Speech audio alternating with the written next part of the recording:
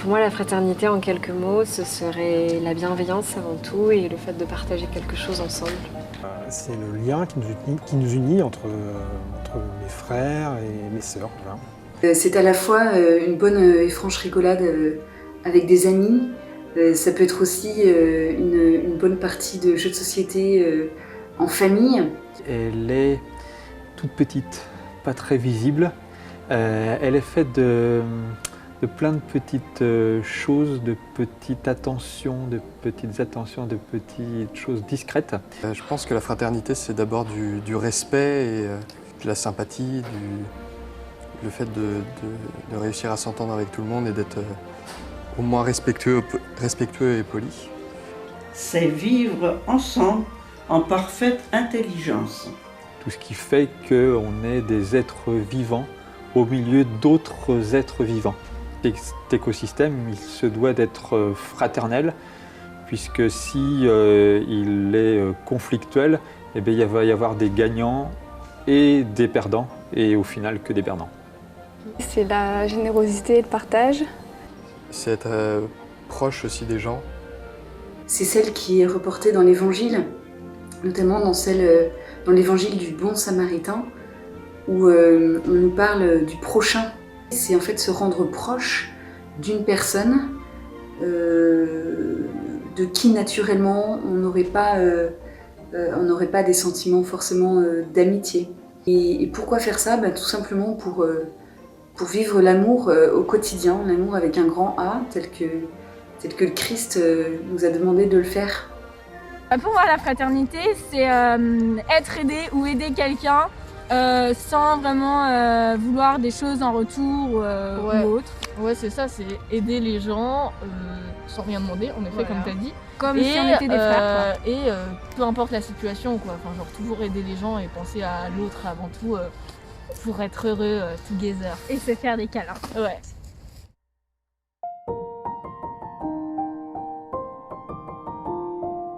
C'est avec les collègues, ma posture avec les collègues, comment je vais être avec eux, essayer d'être dans la bienveillance, des sourires, voilà, des petits mots sympas. Donner du temps.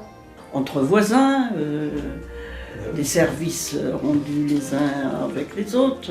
Ça commence par un sourire et un petit geste. Des petites intentions qui deviennent très importantes. Tout simplement déjà avec ma famille, mes proches, avec les gens que je côtoie, notamment au travail. Alors on peut se dire la fraternité, elle est plus difficile parce que maintenant on est tous masqués, on a tous des distances et donc on peut se dire que la fraternité, elle devient plus difficile.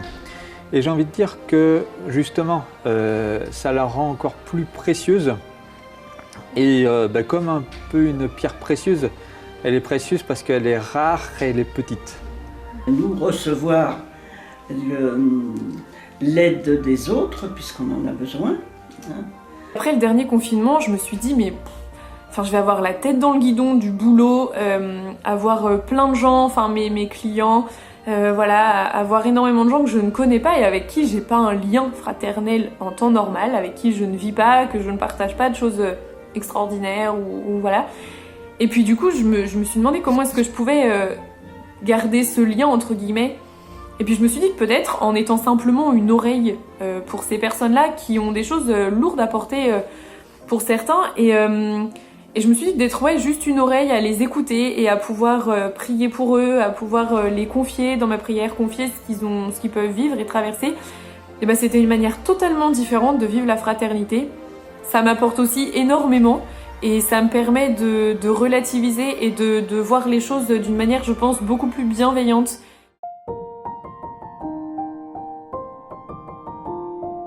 Dans ma famille, depuis que je suis toute petite, à Noël, on a toujours invité une personne qui était seule pour fêter Noël avec nous, pour partager un repas et un moment convivial et fraternel. Et j'aimerais que dans ma propre famille, plus tard, on continue à faire cette tradition que je trouve belle et fraternelle. Si Noël est placé aussi le 25 décembre, c'est pas pour rien.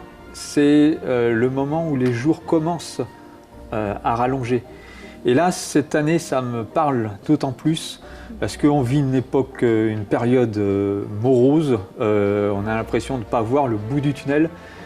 Et quelque part, ce temps de Noël, pour moi, il va être vraiment un temps d'espoir d'aller vers la lumière du printemps, de l'été, de Pâques. À Noël, je pense qu'il faut être encore plus fraternel, mais avec d'autres gens, avec tous, avec des gens qu'on ne côtoie pas normalement, qu'on ne côtoie pas habituellement. L'ouverture d'esprit aussi, ça passe par là, je pense.